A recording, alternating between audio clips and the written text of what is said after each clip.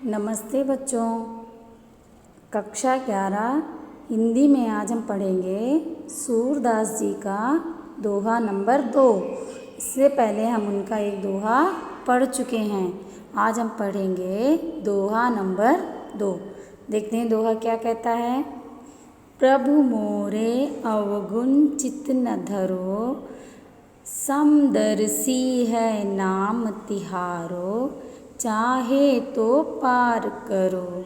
इक नदिया इक नार कहावत, मिलो नीर भयो। जब दो मिल एक बरन, भय सुरसरी नाम परो। इक लोहा पूजा में राखत, इक घर बधिक परो। पारस गुण अवगुण न चितवै, कंचन करत खरो। यह माया भ्रम जाल कहावै, सूरदास सगरो। अब की बार मोहि पार उतारो, नहीं पंजात टरो। क्या कहते हैं? सूरदास जी ईश्वर से कहते हैं कि हे ईश्वर, मेरे अवगुणों पर ध्यान मत दीजिए। प्रभु मोरे अवगुण चित न धरो, मतलब मेरे अवगुणों को अपने मन में मत रखिए। समदर्शी है नाम तिहारो, चाहे तो पार करो। क्या कह रहे हैं? समदर्शी मतलब सभी को समान रूप से देखने वाला। क्या कह रहे हैं? आपका नाम समदर्शी है, आप चाहो तो हमारी नैया पार हो सकती है।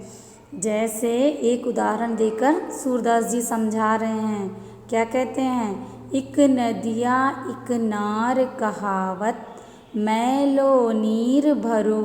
मतलब एक नदी है और एक नाला है, दोनों में क्या है? पानी भरा हुआ है। लेकिन नदी का पानी कैसा होता है? साफ होता है, और नाले का गंदा होता है। जब दो मिली इक बरन भये, सुरसरी नाम परो। क्या कह रहे हैं? जब दोनों आपस में मिल जाते हैं तो क्या होता है? मिल कर के वो नदी बन जाते हैं। फिर क्या होता है? पवित्र नदी के नाम से उसको हम पुकारने लगते हैं। इक लोहा पूजा में राखत, इक घर बधिक परो। मतलब क्या कह रहे हैं? एक लोहा जो है पूजा की अलमारी में रखा है, और एक लोहा कसाई के घर में है। मतलब जो बकरे या किसी चीज़ को काट के बेचने का काम करते हैं कसाई, वो भी लोहे का इस्तेमाल करते हैं। पारस गुण अवगुण न चितवै, कंचन करत खरो। क्या कह रहे हैं? पारस क्या कहता है? किसी के गुण अवगुण, मतलब चाहे वो पूजा में रखा हुआ सामान हो या फिर कसाई के घर का हो, वो उसके गुण दोष का ध्यान नहीं देता। क्या करता है? तुरंत उसको वो सोना बना देता है, कंचन बना देता है। यह माया भ्रमजाल कहावै, सूरदास सगरो। क्या कह रहे हैं? हे ईश्वर, ये सब माया का जाल है। और ईश्वर से सूरदास जी हाथ जोड़कर विनती करते हैं। क्या कहते हैं? अब की बार मोहि पार उतारो, नहीं पंजात टरो। क्या कह रहे हैं? कि अब की बार मुझे पार लगा दो, मेरी नैया पार लगा दो। क्यों? क्योंकि आप गुण दोष को नहीं देखते हो और हमें क्षमा कर देते हो। मेरे अवगुणों पर ध्यान न दो और मेरा मन अपनी भक्ति में लगा लो। देखो इसके शब्दार्थ क्या कहते हैं। समदर्शी मतलब सभी पर समान दृष्टि रखने वाला या सब पर समान दृष्टि रखने वाला। तिहारो मतलब तेरो। नार मतलब नाला।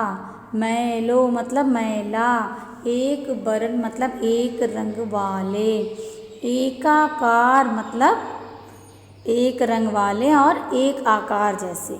बधिक मतलब वध करने वाला या कसाई जो काटता है, किसी की जान लेता है। पारस मतलब एक प्रकार का पत्थर जिसके स्पर्श से लोहा सोना हो जाता है, स्पर्श मणि भी कहते हैं इसको।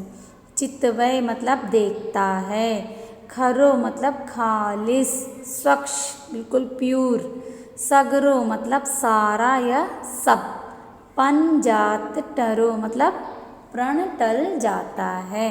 अब किताब में दिया हुआ व्याख्यान हम देखते हैं। भगवान शरणागत रक्षक है।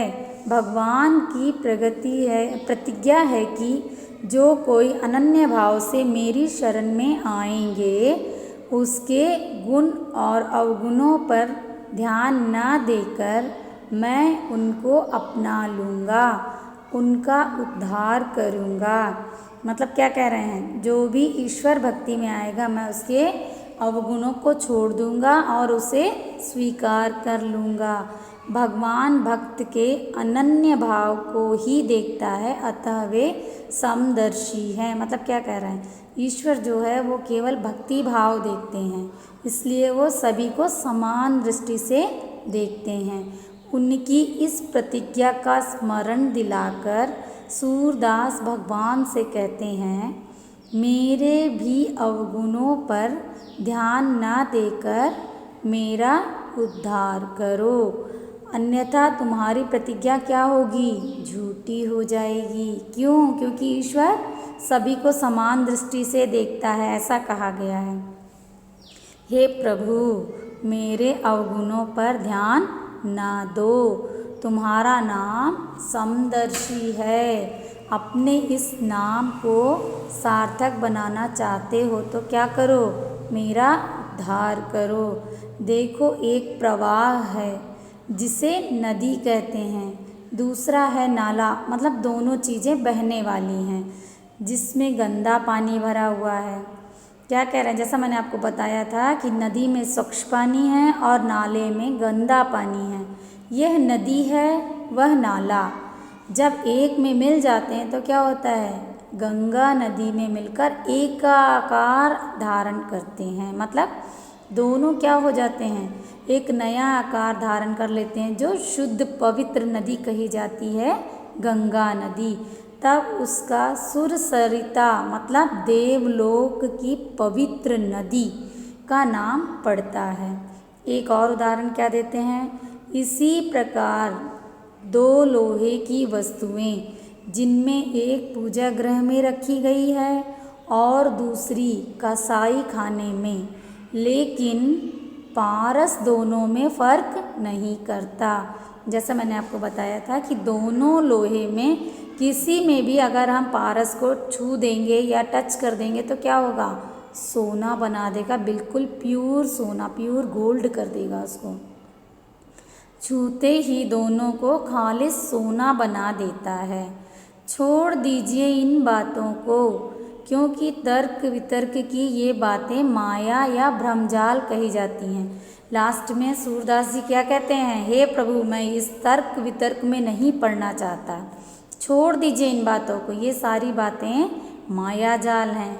मेरी आपसे क्या विनती है, यही विनती है कि अब की बार मेरा उद्धार करो, मुझे अपनी शरण में ले लो, अन्यथा तुम्हारी प्रतिज्ञा क्या होगी, असत्य हो जाएगी, मतलब झूठ मानी जाएगी। ठीक है बच्चों, अभी आप इसको अच्छे से एक बार और पढ़ लेना, एक बार और ध्यान से इसको सुन लेना। मिलते हैं अगले दोहे में। धन्यवाद बच्चों।